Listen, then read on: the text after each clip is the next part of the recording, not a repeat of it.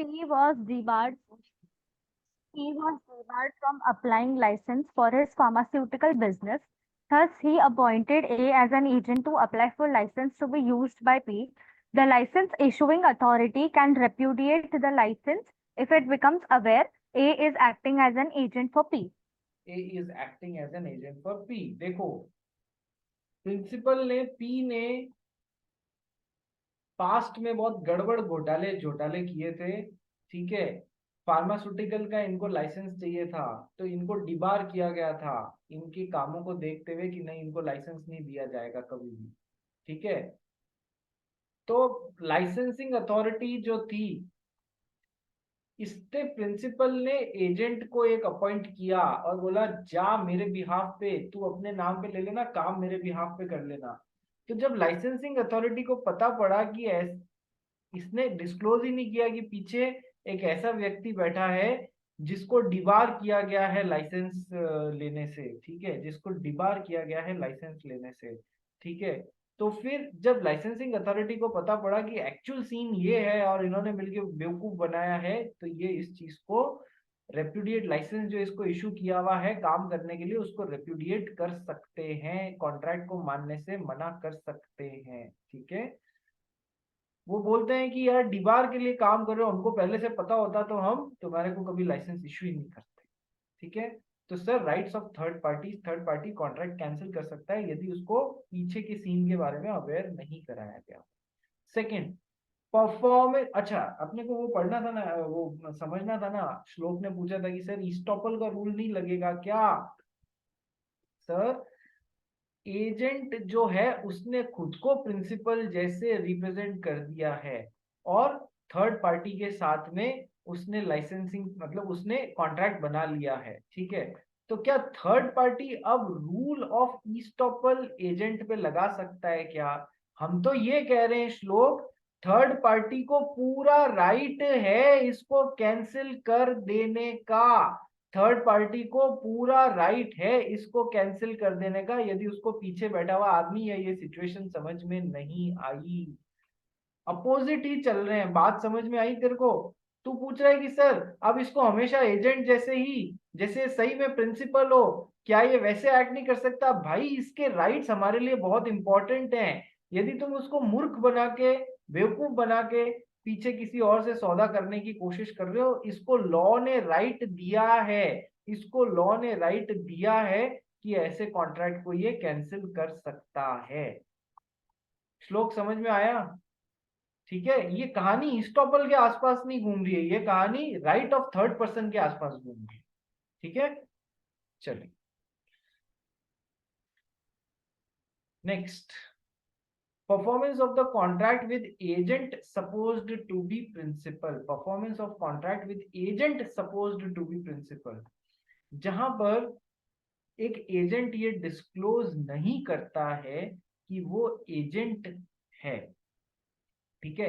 when an agent does not disclose that he is acting as an agent and the principal requires the performance of the contract, principal कह रहा है कि sir principal agent ने disclose ही नहीं किया third party के सामने, कि सर एजेंट ने डिस्क्लोज ही नहीं किया थर्ड पार्टी के सामने कि मैं तो एजेंट हूँ, पीछे सीन के पीछे कोई और है, और अब प्रिंसिपल को परफॉर्मेंस चाहिए इस कॉन्ट्रैक्ट की, सीन ये वाला है, then the principal can obtain such performance subject to the rights and obligations subsisting between agent and the other party to the contract। Sir इसको भी कोई प्रॉब्लम नहीं है, ये इसको फर्क ही नहीं पड़ता पीछे कोई और आदमी बैठा हुआ है या इसने एजेंट के तौर पे मुझे बताया नहीं, ये तो कॉन्ट्रैक्ट को पूरा करने के लिए ये तो राजी है, ठीक है। तो फिर क्या आप प्रिंसिपल इसकी परफॉर्मेंस ले सकता है? हाँ सर, ये इसे इस कॉन्ट्रैक्ट को एनफोर्स करा सकता है एज ए नॉर्मल प्रिंसिपल, ठीक है। इसका सुपीरियर राइट है, ये चाहे तो कैंसिल कर सकता है, लेकिन इस भाई को प्रॉब्लम ही नहीं है, इसको प्रॉब्लम ही नहीं है, ये तो कहे तू हो मिस्टर एक्स हो मिस्टर वाई हो सामने, मुझे कोई फर्क पड़ता ही नहीं है। तो फिर principal can enforce this contract, ठीक है, subject to the rights and obligation subsisting between, जो भी इस एजेंट और थर्ड पार्टी के बीच में जो भी टर्म्स एंड कंडीशंस हुई है ना डिसाइड, उस हिसाब से ये इस कॉन्ट्रैक्ट को एनफोर्स करा सकता है। उस समय ये मत बोलना, उस समय ये मत बोलना कि कॉन्ट्रैक्ट तो एजेंट और थर्ड पार्टी के बीच में हुआ है, तू तो थर्ड पार्टी है, तू एक you are a stranger to this contract, you can not enforce this contract. अरे नहीं, ये इसके बिहाफ पे ही तो काम करता है। अपन ने कंसिडरेशन वाले चैप्टर में पढ़ा था ना, doctrine of privity of contract और उसके एक्सेप्शंस, जहां पर a person even if he is not a party to the contract he can enforce that contract। तो वहां पर एजेंसी वाली बात भी तो पढ़ी थी अपन ने, ठीक है। चलिए, सो एग्जाम्पल पढ़ो इसका मंशा। A who owes 50,000 rupees to B sells 1 lakh rupees worth of rice to B. A is acting as agent for C in the transaction, but B has no knowledge nor reasonable ground of suspicion that such is the case. C cannot compel B to take the rice without allowing him to set off A's debt. However, in the above example, देखो ये point एक बार वापस पढ़ो। When an agent does not disclose that he is acting as an agent, agent ने बताया ही नहीं कि पीछे एक मेरे आदमी और बैठा है जिसके लिए मैं काम कर रहा हूँ एजेंट जैसे। And the principal requires performance of this contract between the agent and the third party। Principal को एजेंट और थर्ड पार्टी के बीच में जो कॉन्ट्रैक्ट बना है उसकी परफॉर्मेंस चाहिए। थर्ड पार्टी को बिल्कुल ही एक एक दाने का भी, एक बूंद का भी फर्क नहीं पड़ता है कि पीछे कोई और बैठा है। उसने कहा अच्छा तू नहीं था कोई और था, मेरे को कोई प्रॉब्लम नहीं है, ठीक है। तो सर प्रिंसिपल इस कॉन्ट्रैक्ट को एनफोर्स करा सकता है जो एजेंट और थर्ड पार्टी के बीच में, प्रिंसिपल उसको वापस एनफोर्स करा सकता है। लेकिन लेकिन लेकिन समझने वाली बात क्या है, इन दोनों के बीच के जो राइट्स हैं उसके अकॉर्डिंग प्रिंसिपल इस कॉन्ट्रैक्ट को एनफोर्स करा सकता है। इन दोनों के बीच के, एजेंट और थर्ड पार्टी के बीच के आपस के जो राइट्स हैं और जो टर्म्स एंड कंडीशंस इनके बीच में डिसाइड हुई हैं उसके अकॉर्डिंग ये इसे एनफोर्स करा सकता है। कि सर कैसे, कि ऐसे, कि सर देखो ये है मिस्टर एक्स, ये प्रिंसिपल है, ये एजेंट है और ये थर्ड पार्टी है, ठीक है सर। एजेंट ने डिस्क्लोज नहीं किया कि पीछे प्रिंसिपल बैठा है, ये डिस्क्लोज ही नहीं किया, ठीक है। थर्ड पार्टी को इससे कोई फर्क भी नहीं पड़ता था और इन्होंने प्रिंसिपल के जो है, प्रिंसिपल ने एजेंट को बोला था मेरी ये 1 लाख रुपए का सामान बेच के आ जाओ। तो ये एजेंट ने थर्ड पार्टी को 1 लाख रुपए का सामान बेच दिया। थर्ड पार्टी जो खरीद रही है उसको कोई वैसे भी फर्क नहीं पड़ता है कि इसका सामान है या इसका सामान है, ये एजेंट की कैपेसिटी में। यानी कि अब थर्ड पार्टी को एजेंट को 1 लाख रुपया देने का बनता है। तो सर प्रिंसिपल को ये पैसा चाहिए तो बिल्कुल इस कॉन्ट्रैक्ट को एनफोर्स करा सकता है, 1 लाख रुपया ये भी मांग सकता है। अब इस पॉइंट को समझने के लिए एक्चुअल में बात आ रही है, सर इस एजेंट और थर्ड पार्टी के बीच में पर्सनली एक दूसरा कॉन्ट्रैक्ट बना हुआ था जहां पर एजेंट को थर्ड पार्टी को 50,000 रुपए चुकाने थे, जहां पर एजेंट को थर्ड पार्टी को 50,000 रुपए चुकाने थे। सर यदि थर्ड पार्टी को पता ही नहीं है पीछे कोई प्रिंसिपल बैठा है, उसको तो लगेगा मैं इस ए नाम के आदमी से ही डील कर रहा हूं। तो सर क्या वो 1 लाख रुपया देने से और 50,000 रुपया लेने से पहले इन दोनों के बीच में सेट ऑफ नहीं करेगा? सर वो बिल्कुल करेगा। He will apply his set of का राइट। तो वो कहेगा देख मुझे तेरे को 1 लाख रुपया देना है, तूने जो सामान सप्लाई किया, और तू तेरे को मेरे को 50,000 रुपया देना है, तो मैं अब नेट नेट तेरे को 50,000 रुपया ही दूंगा, 1 लाख माइनस 50,000 रुपीज ही दूंगा, ठीक है। तो सर अपन ने लाइन क्या पढ़ी है, यदि तुमने पीछे इसके बारे में बताया नहीं तो सर ये तो यही समझ रहा है ना मुझे इसको 1 देना है और इससे 50 लेना है। तो सर प्रिंसिपल इस कॉन्ट्रैक्ट को एनफोर्स करा सकता है subject to the rights between these two people, subject to the terms and conditions between these two people. का मतलब समझ में आया कि सर कोई सेट ऑफ का कोई कायदा निकलता है तो वो भी एडजस्ट कराया जा सकता है। Principal can claim only 50,000 rupees in this situation. इस थर्ड पार्टी को पता ही नहीं था, थर्ड पार्टी को पता ही नहीं था पीछे प्रिंसिपल बैठा है। उसको तो लगा मेरे को 50 लेने और 1 लाख देने तो मैं एडजस्ट मारूंगा, तो फिर प्रिंसिपल 50,000 रुपए ही ले पाएगा। लेकिन यदि थर्ड पार्टी को ये बता दिया गया कि पीछे प्रिंसिपल बैठा है तो सर इससे जो पर्सनली एजेंट से 50,000 रुपया क्लेम करते थे वो नहीं कर पाएंगे, पूरा का पूरा 1 लाख रुपया देना पड़ेगा, ठीक है, यदि बता दिया तो ये फायदा मिलेगा, नहीं बता रहे तो नहीं बताया, तो सर इससे पर्सनली जो पैसा सेट ऑफ करने का मिलता था वो एडजस्ट कर सकती है थर्ड पार्टी। दोनों सिचुएशंस में फर्क समझ में आया कि प्रिंसिपल कब और किस हद तक एनफोर्स कर सकता है। बोलिए रिया, मंशा, श्लोक, ईशा वांगड़, कनक, शेट्टी, झील, ऑल द 7 पीपल, समझ में आया? पीछे यस डिस्क्लोज सर। डिस्क्लोज नहीं किया तो उससे क्या फर्क पड़ जाएगा? रिया मैडम समझ में आ गया? चलिए, ये सेम ही एग्जाम्पल है जो हमने पढ़ा था कि सर पता होगा थर्ड पार्टी को कि पीछे प्रिंसिपल बैठा हुआ है, थर्ड पार्टी को पता है कि पीछे बिहाइंड द सीन प्रिंसिपल बैठा हुआ है, तो फिर वो सेट ऑफ वाला नहीं लगा पाएगा। लेकिन पता ही नहीं, उसको तो लगता है मैं इसी से डील कर रहा हूँ, तो प्रिंसिपल भी इसे सेट ऑफ के बाद ही बचे हुए अमाउंट के लिए ही एनफोर्स करा सकता है।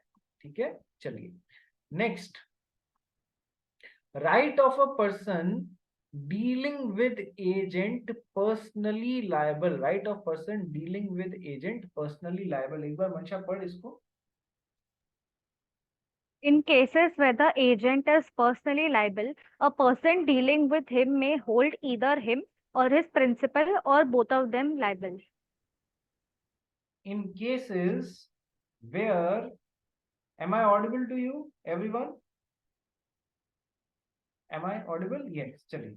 In cases where the agent is personally liable, a person dealing with him may hold either him or his principal or both of them liable।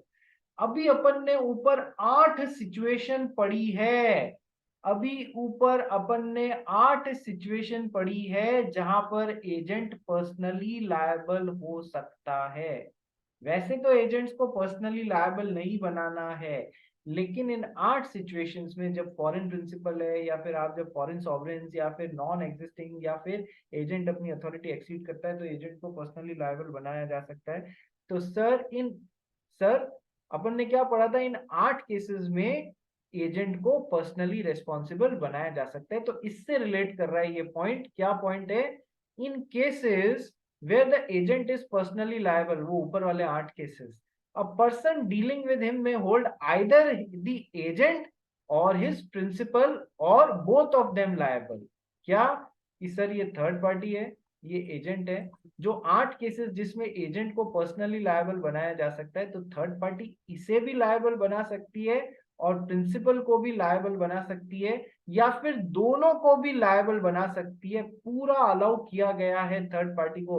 चाहे तो इसकी गर्दन पकड़ ले, वैसे तो तू इसकी गर्दन पकड़ सकता है, एजेंट नहीं होता है रिस्पॉन्सिबल, पर उन 8 केसेस में एजेंट पर्सनली रिस्पॉन्सिबल, तो उन 8 केसेस में तू इसको भी रेस्पॉन्सिबल बना सकता है, चाहे तो इसको भी रेस्पॉन्सिबल बना सकता है, और चाहे तो दोनों के खिलाफ साइमल्टेनियसली केस एक साथ ठोक सकता है, दोनों को पार्टी बना सकता है, पूरा राइट मिला है।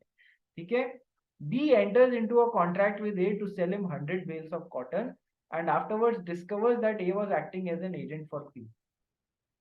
सर ये थर्ड पार्टी है, एजेंट इससे कुछ डील करके आया कुछ बेचने खरीदने के लिए, इसको बाद में पता पड़ा कि ये तो केवल एजेंट है, पीछे कोई और है, तो सर ये इसके खिलाफ भी केस ठोक सकता है, इसके खिलाफ भी ठोक सकता है, दोनों के खिलाफ भी ठोक सकता है। ठीक है, बी में सू आइदर ए और बी और both for the price of the cotton. अपनी प्राइस वसूलने के लिए दोनों को के खिलाफ केस ठोक सकता है, मतलब वो सारे राइट्स दोनों के खिलाफ मिल जाएंगे थर्ड पार्टी को। Last point for the day, पढ़वे।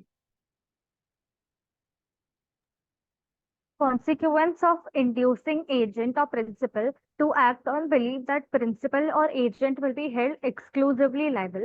When a person who has made a contract with an agent induces the agent to act upon the belief that the principal only will be held liable, or induces the principal to act upon the belief that the agent only will be held liable, he cannot afterwards hold liable the agent or principal respectively. देखो ये शाणपत्ती वाला point है, कुछ जने शाणे होते हैं बहुत। Third party agent के साथ में डील कर रहा था, ठीक है, पीछे प्रिंसिपल बैठा हुआ था। अपन ने ऊपर पॉइंट पढ़ा ना कि अंडर सर्टेन सर्कमस्टांसेस जहां पर एजेंट भी लायबल बनाया जा सकता है, थर्ड पार्टी को राइट है क्या, चाहे तो इसके खिलाफ केस ठोक दे, क्या चाहे तो इसके खिलाफ केस ठोक दे।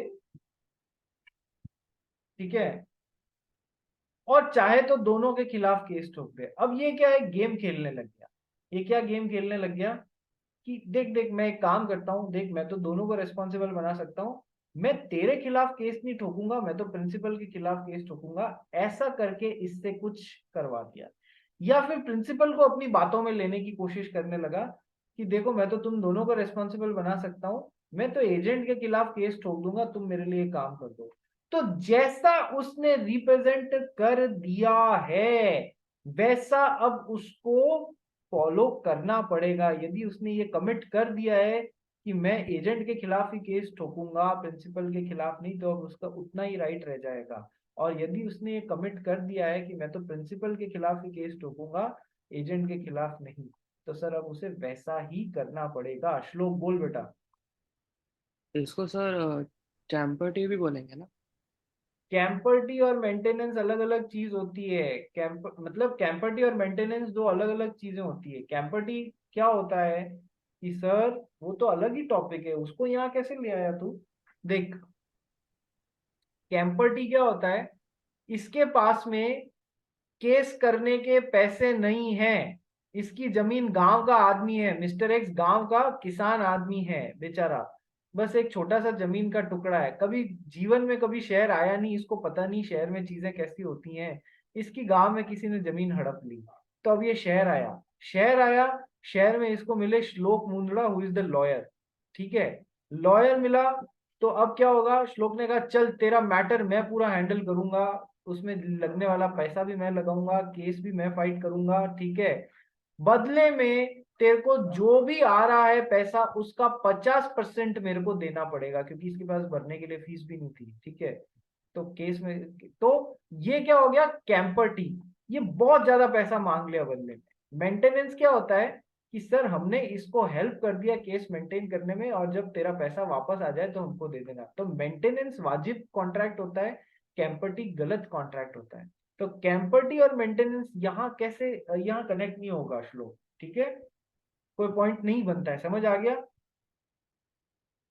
ठीक है, यहां तो हम बोल रहे हैं यदि थर्ड पार्टी ने एजेंट और प्रिंसिपल दोनों को लायबल बना सकता था, इसने क्या गेम खेल लिया, मैं तेरे को ही लायबल बनाऊंगा इसको नहीं, या फिर इसको बोल दिया मैं इसी को लायबल बनाऊंगा तेरे को नहीं, तो सर अब इसे वैसे ही एक्ट करना पड़ेगा जैसे इसने कमिट किया था। बोलो सर। ठीक है, दैट इज द पॉइंट। तो rights of the third parties अपन ने देख लिए, rights of the third parties अच्छे से करके आना। कल हम रिवोकेशन ऑफ अथॉरिटी या टर्मिनेशन ऑफ अथॉरिटी वाला पार्ट चालू करेंगे, और उसके बाद में तुम्हारा टेक्स्ट तो खत्म हो जाएगा, ये खत्म करने के बाद में question and answers of agency चालू करेंगे। ठीक है, एजेंसी खत्म होने की तरफ आ चुका है। चलिए भाई मिलते हैं कल। नेक्स्ट क्लास है क्या, है सर। 4:30 क्लास है क्या। हाँ सर। चलो फिर भागो अपनी क्लास में।